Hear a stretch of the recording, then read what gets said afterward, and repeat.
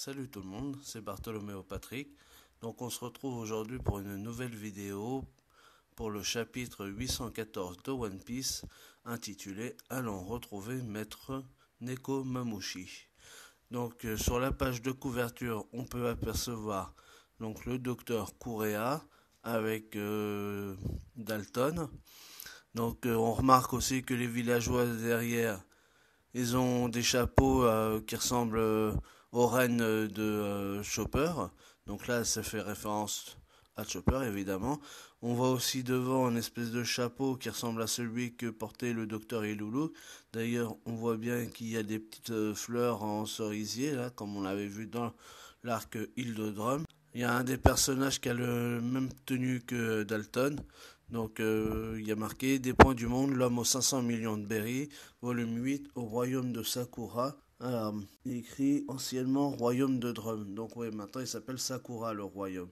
Le motif de l'homme des soldats a changé. Voilà, donc ça c'était la première page. Donc on arrive sur la deuxième page. Je vous dirai le nom des pages en même temps que je les tourne pour que vous puissiez suivre plus facilement au moment où je fais la lecture du scan.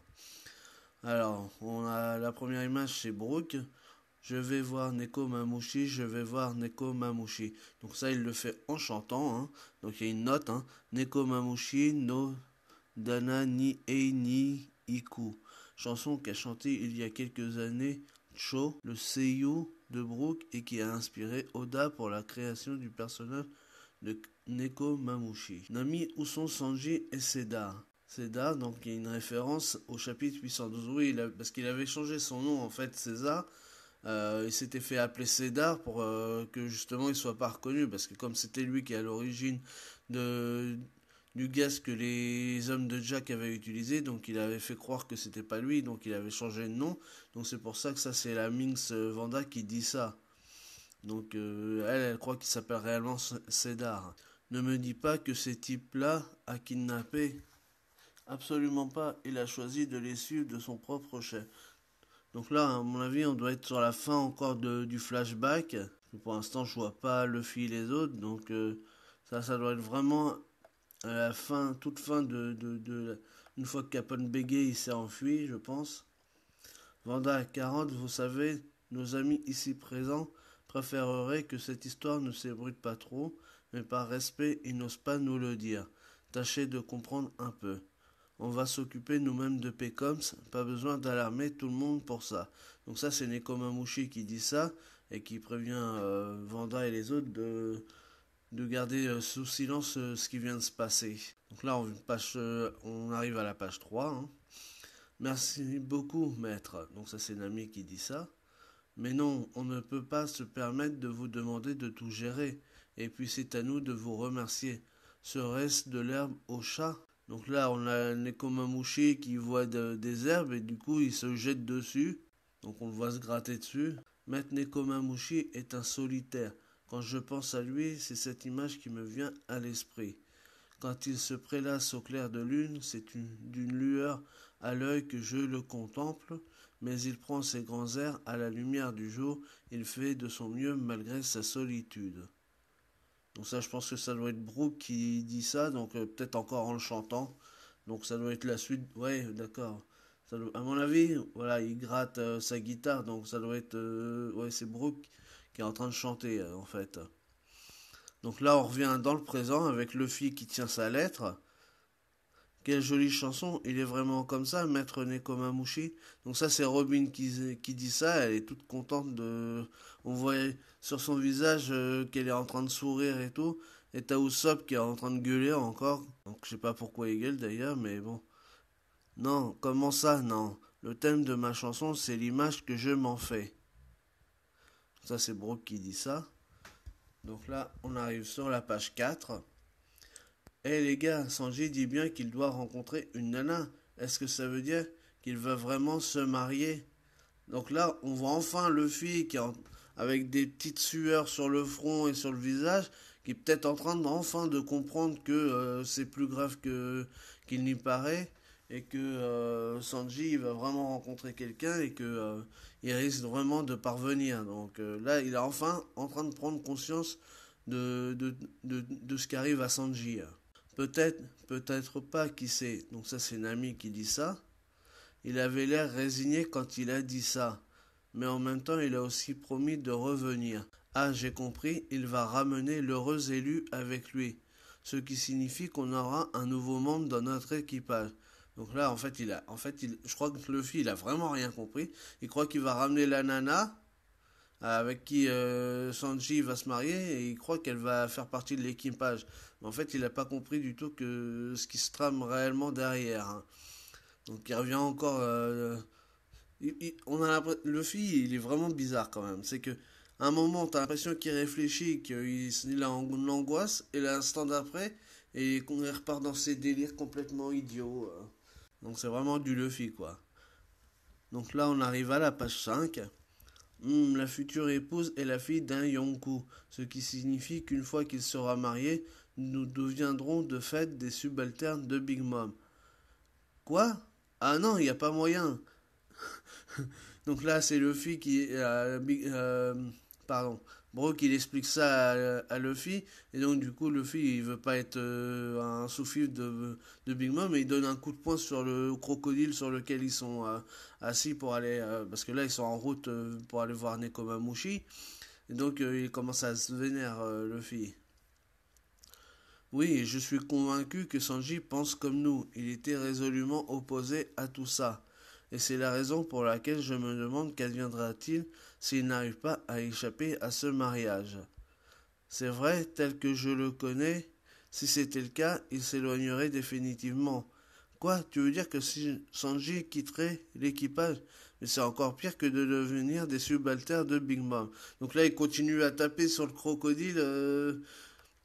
Luffy parce qu'il s'énerve et tout parce que en fait on lui explique que soit il doit être subalterne de Big Mom, soit Sanji il va devoir quitter l'équipage donc dans les deux cas ça l'énerve quoi. Il a trouvé une solution pour nous libérer mais je pense que s'il l'avait voulu il aurait pu venir avec nous. Le fait qu'il ait écrit cette lettre démontre qu'il savait qu'il n'avait d'autre choix que de partir avec eux. Sanji-kun. Donc là, ça c'est Nami qui dit ça. Donc elle explique qu'en fait, il n'avait pas d'autre choix que de partir. Donc il a voulu vraiment sauver les autres membres de l'équipage et lui, il s'est résigné à partir. Donc voilà. Il savait très bien qu'il fallait qu'il règle cette histoire-là et qu'il ne voulait pas mettre en danger son équipe, enfin les autres membres de l'équipage. Donc là, on arrive sur la page 6. Sa fameuse famille est la clé de toute cette histoire. Donc ça c'est Usopp qui dit ça. Donc là c'est Usopp qui va parler là en fait. Est-ce que son père ou sa mère est-ce son père ou sa mère derrière tout ça? Bon, on sait qu'ils sont de North Blue et qu'ils ont traversé Red Line pour se retrouver à East Blue et que manifestement ils se trouvent actuellement dans le Nouveau Monde. C'est plutôt dingue, non? Donc là en fait Usopp il se pose des questions pour savoir comment ça se fait que la famille de Sanji elle ait pu réussir à faire tout ça. Donc soit parce que c'est une famille vraiment influente comme les théories qui circulent en ce moment nous l'apprennent. Hein, apparemment ça serait plutôt donc une famille soit royale, soit de Tenryubito ou quelque chose dans le genre. Donc ça doit être quand même une famille assez influente dans le monde de One Piece. Donc tout ça, pour l'instant, on ne sait pas réellement où on en est par rapport à cette famille, mais ça doit vraiment être une famille assez badass en fait, hein, quand même. Donc là, on a Robin qui nous dit Vinsmoke, j'ai déjà entendu ce nom auparavant. Donc oui, effectivement, dans le précédent chapitre, on avait Brooke qui avait dit que ça lui rappelait quelqu'un, qu'il en avait entendu parler. Et là, on a Robin qui nous dit la même chose. Mais Robin, effectivement, comme elle est aussi âgée par rapport aux autres, hein, je crois qu'elle a 28 ou... Donc là, avant l'ellipse, donc je crois que c'est 30 après l'ellipse. Donc effectivement, bon, elle est un peu moins jeune, elle est plus jeune que Brooke, pardon. Parce que bon, Brooke, lui, il a 90 ans. Donc voilà. Mais effectivement, Robin, c'est la deuxième plus âgée. Ah, je crois qu'il y a Frankie entre les deux. Parce que Frankie, je crois qu'il a une quarantaine d'années, hein, si je me souviens bien. Ça reste à vérifier. Mais je pense que que Frankie, lui, doit être aussi âgé. Donc c'est un des plus âgés aussi. Donc là, on voit après Brooke est en train de jouer de la guitare, mais il dit pas un mot. Je suis vraiment désolé. Donc ça c'est Nami qui dit ça. Si on avait été capable de le retenir, au moins jusqu'à ce que vous arriviez. Non, Sanji a choisi délibérément de nous laisser aucune autre option. Ce n'est pas de votre faute. Mais Robin, et si on ne le revoyait jamais plus? Donc ça c'est Chopper qui est là sur Franky qui est en pleurs et tout, qui est dégoûté parce que il se dit que peut-être qu'on va pas le revoir et tout. Et donc après on a Zoro qui dit on s'en fout. Et donc du coup ça énerve Chopper qui fait eh mais vraiment énervé et tout parce qu'il est triste et tout parce que lui il voudrait que le Nakama y revienne. Et donc du coup Zoro lui il se dit carrément on s'en fout, il est allongé sur le dos du crocodile et vraiment total décontracte et tout, mais lui il s'en bat les couilles. Donc là on arrive à la page 7. À en juger les circonstances, il est parti comme ça sans même un entre guillemets merci pour tout. Ce n'est pas où je voulais en venir. Donc ça c'est Chopper qui dit ça en s'énervant sur Zoro. Ni même un entre guillemets toujours pardon pour tous les ennuis que je vous ai causés. On est un peu trop dans la précipitation, mais prenez le temps de réfléchir un moment. Donc là, toujours Zoro qui dit tout ça. Hein.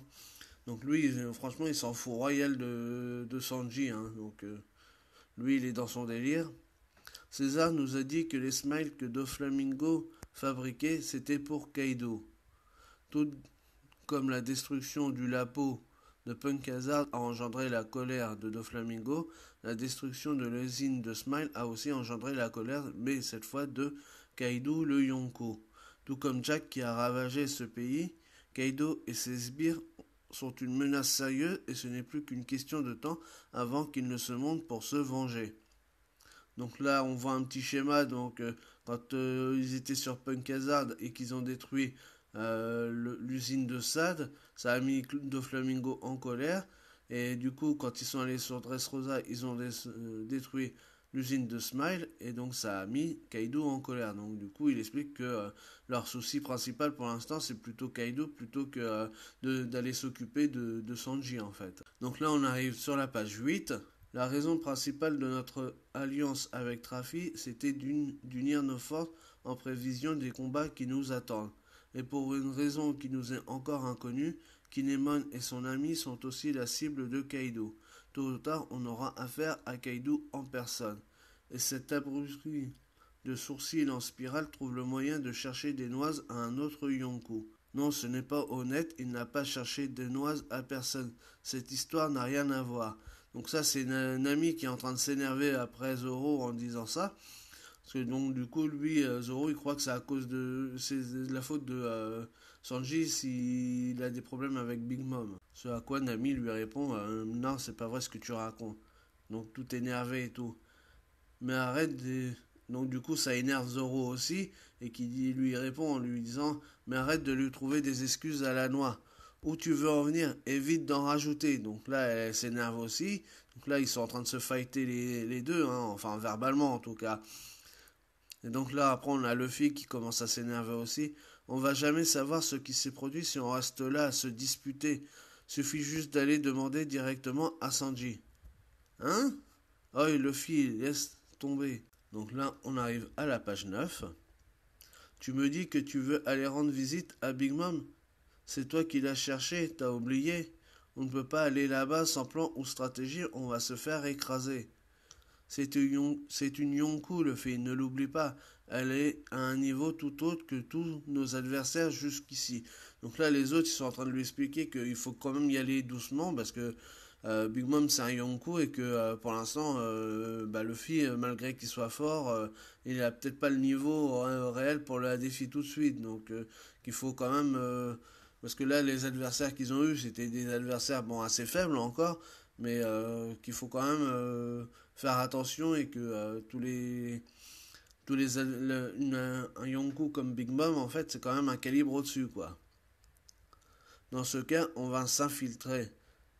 Fais pas comme si c'était facile. Donc ça, c'est Usopp qui lui dit ça à Luffy en lui disant que c'est pas aussi facile que ça de s'infiltrer sur le navire ou l'île de Big Mom. Pour être honnête, c'est pas comme si nous n'avions aucun moyen de les retrouver. Quoi? Il a raison, l'équipage de Big Mom a oublié quelqu'un de plutôt important dans leur hâte. S'il est réveillé, nous pourrons peut-être lui demander une chose ou deux. On ferait mieux d'aller lui rendre visite alors. Donc ça veut dire que Pécom, s'il est encore sur l'île, donc du coup il apparaît. Quand Capone lui a tiré dessus, il l'a laissé, donc il s'est enfui. Bah, on l'avait vu qu'il s'était enfui à la hâte. Donc du coup, Pécom, ça a dû rester sur l'île. Et Chopper a dû le soigner et tout. Et donc du coup, il a dû rester avec Nekomamushi. Et donc du coup, on va voir Pécom après, sûrement dans la suite du chapitre, je pense. Et donc lui, il va pouvoir peut-être leur en informer un peu plus sur Big Mom et comment éventuellement s'infiltrer sur le navire de Big Mom ou sur l'île de Big Mom. Donc là, on arrive à la page 10. Donc cela, la page 10, c'est une double page en fait, hein. Alors, forêt de la baleine, quartier résidentiel des gardiens. Ouah, ouah, Garouchou. Oi tout le monde, ce sont les pirates du chapeau de paille. On dirait que cet endroit a été aussi ravagé. Donc ça, c'est Frankie qui dit ça, hein. Chopper est là, tout le monde. Donc là, il y a tous les Minx donc qui sont dans la forêt de la baleine, qui sont contents de voir tous les chapeaux de paille. Quand on le regarde de près, l'arme de la baleine est vraiment énorme. Garouchou. C'est moi ou ces Minx guérissent super vite? Ce n'est pas que toi. Luffy au chapeau de paille. C'est nous, désolé pour tout à l'heure. C'est juste que nous ne tolérons aucun intrus. Ah, vous deux, vous en faites pas pour ça. Où est Neko Mamushi? Donc là, on voit, je crois que ça doit être Pedro et l'autre, là, le gorille, c'était... bah, je me rappelle plus leur nom. Enfin, c'était les Minx qui étaient arrivés... Non, d'ailleurs, c'est pas Pedro, hein. Oui, il y avait le gorille et l'autre, là, mais je me rappelle plus leur nom. Quand Luffy et les autres ils ont débarqué sur Punk Hazard, n'importe quoi. Non, quand ils ont débarqué sur Zoo, ils les ont attaqués et tout, et du coup en fait, parce qu'ils ont cru que c'était des inconnus et que ils voulaient chercher des noises au peuple des Minx, vu que eux ils étaient encore traumatisés par Jack et leur bande. Donc du coup ils ont pris ça pour des étrangers qui voulaient essayer de faire du mal à leur peuple. Et donc là, ils s'excusent en fait de tout, d'avoir réagi comme ça. Donc là, on arrive à la page suivante, la page 11. Merci d'être venu, notre sauveur et ses amis. C'est qui ça? Permettez-moi d'exprimer ma gratitude. Merci. Donc là, on voit quelqu'un en haut. Ah, en fait, d'accord. Donc en fait, on aperçoit en haut de Luffy quelqu'un avec une queue et en fait c'est juste Pedro. Donc c'est Forêt de la Baleine, capitaine des gardiens, Ming Jaguar, Pedro des Cimes. Mes excuses pour la bourde de mes hommes de tout à l'heure. Nous sommes devenus un peu trop méfiants avec les intrus. T'étais où? Sur la cime des arbres. Bref, Beppo et les autres vous attendent. Ah ben, ils peuvent attendre encore un peu. Je veux voir Nekomamushi et ce Ming-Lion Peko Mamushi. D'accord, il appelle Pekoms Peko Mamushi parce qu'il croit que il a un rapport avec Neko Mamushi. Donc ça c'est Luffy, hein, toujours aussi débile, hein. Donc là on arrive à la page 12. Si tu parles de Pekoms, tu as de la chance, il est réveillé. Il est dans le bâtiment du fond. Nous avons gardé ceci secret de tous les autres. Sanji est un bon gars, si on peut faire quoi que ce soit pour aider. Donc là on a Pedro qui propose son aide pour essayer d'aller récupérer Sanji. Donc à mon avis, on va avoir des Minx. Si vraiment après dans la suite, Luffy décide d'aller sauver Sanji en allant chez Big Mom, peut-être qu'ils auront des Minx qui seront avec eux alors. Donc parce que là, Pedro il est en train de lui proposer son aide. Luffy, je m'inquiète vraiment pour Nekomamushi. Alors je vais partir devant pour l'examiner. Docteur Chopper, laissez-moi vous guider. Et donc du coup, on voit c'est bizarre. Parce que là, c'est Vanda. Elle a des cornes qu'on poussait comme les cornes de Chopper. Elle a des cornes de reine sur elle. Donc, on aurait dit un chien, plutôt Vanda. Mais là, alors c'est peut-être un chien reine. C'est bizarre. Et du coup, on voit Chopper qui a des cœurs à la place des yeux et tout. Et ça y est, il est tombé amoureux de Vanda. Ah, Chopper, pourquoi t'es tourette tout à coup? Je suis pas raide, idiot. Par ici, s'il vous plaît. Ok, ok. T'agis bizarrement, mec. Donc là, en fait, Chopper, il est devenu red dingue de Vanda. Le maître est dans son bain en ce moment. Oh, ok. Attends, son bain. Miaou, miaou, miaou. Les lasagnes sont les meilleures. Donc là, on a... Oh, Nekomamushi. Donc là, on a Nekomamushi qui est en train de manger des lasagnes en étant dans son bain, avec plein de bandages sur lui. Hein. Donc on voit que il a bien... son bras qui a été coupé par Jack dans les chapitres précédents. Hein. Là, on est sur la page 13, hein, en fait. Hein. Je croyais t'avoir dit que les bains étaient interdits. Tes plaies vont se rouvrir. Tu es aussi censé manger léger, et je t'ai interdit d'utiliser ton bras gauche. Goro Nya. Yo, Chopper, ne t'en fais pas, détends-toi. Je suis le genre d'homme qui aime sa liberté. Donc là, on a Nekomamushi en train de rigoler et tout, qui lui dit ouais, bon, je m'en fous un peu de ce que tu m'as conseillé de faire. Hein, j'en fais qu'à ma tête, quoi. Hein. Donc c'est un gros chat hein, qui a l'air un peu débile aussi. Hein. Il fait un peu ce qu'il veut, quoi. Donc là, on arrive à la page 14. Hein. Il est plus grand que je ne l'imaginais. Donc ça, c'est Usopp qui dit ça. N'ignore pas mes instructions. Désolé, mais même les mots d'un docteur ne sont que oh là, des mots en l'air pour moi. Je me suis toujours pas habitué à ne pas avoir ma main gauche. À ce rythme, je ne pourrais même plus applaudir Goro Nyanya. Ah, vous faites partie des pirates du chapeau de paille. Vous nous avez vraiment sauvés, merci. Donc du coup, on le voit, Nekomamushi qui enlace Usopp et Robin, je pense, et en les remerciant et tout, mais il les attrape, il les sert de façon tellement comme un ouf et tout. Du coup, les deux autres ils sont écrabouillés. En plus, comme Nekomamushi il est quand même assez gros et tout, du coup, les autres ils sont tout petits, tout rikiki. On a l'impression qu'ils vont se faire écrabouiller sur place. Je vous promets qu'un jour je rembourserai cette dette. Malgré mon apparence, je ne fuis jamais mes responsabilités. Oh, une balle. Ouais, une balle. Qu'est-ce que tu ne comprends pas dans limite tes mouvements? Donc du coup Chopper il s'énerve encore une fois parce que il fait pas ce qu'on lui dit et du coup l'autre il voit une balle, bah, il se comporte vraiment comme un chat donc il voit une balle, il veut jouer, on lui met dans les autres chapitres on avait vu qu'à un moment Vanda elle lui avait mis une pelote de laine, du coup il avait joué avec, il se comporte vraiment comme un chat, il est complètement débile le Nekomamushi. Mao. Regarde, t'as réussi à rouvrir toutes tes plaies. Bah, du coup, en voulant attraper la balle et jouer avec, bah, il s'est éclaté et donc tous les bandages et tout, ils vont devoir être refaits par Chopper parce que du coup, toutes ses plaies elles se sont rouvertes. Donc là, on arrive sur la page 15. Donc là, on le voit Nekomamushi qui est retourné dans le lit. Donc Chopper a dû refaire tous les bandages et tout ça. Écoute, la seule raison pour laquelle je suis dans ce lit, c'est parce que je l'ai voulu. J'en avais envie, pigé. Ouais, ouais, peu importe, tiens-toi tranquille. Voilà ta piqûre. Oi, toi, là. Prends cette queue de renard. Comme ça? Ouais. Chopper, finis-en en un coup pendant que je suis distrait. Je croyais t'avoir dit de ne pas bouger. Attends, ce type a peur des piqûres en ressemblant à ça.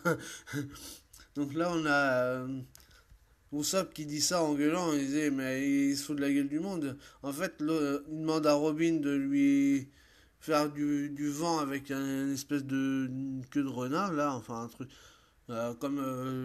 comme un pacha en fait. Hein. Il se prend vraiment pour un pacha et tout.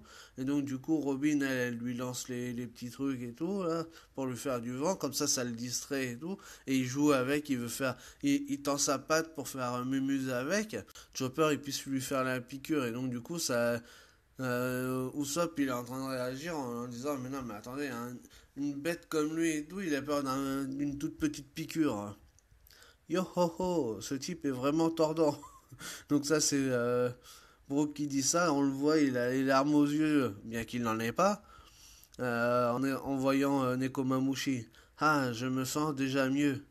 Et maintenant, c'est pas de la magie, le médicament n'a même pas encore commencé à faire effet. Ne bouge pas. Oh, il ne frappe pas ton patient. Du coup, il est tellement énervé de Chopper avec les espèces de boules là, de queue de renard que Robin était en train de lui tendre et tout, il est en train de le frapper avec. C'est vraiment débile. Ils sont vraiment débiles ces gens-là quand même. Donc là, on arrive à la page 16. Donc apparemment, c'est la dernière. Hein. Alors, tu vas bien? Quel soulagement.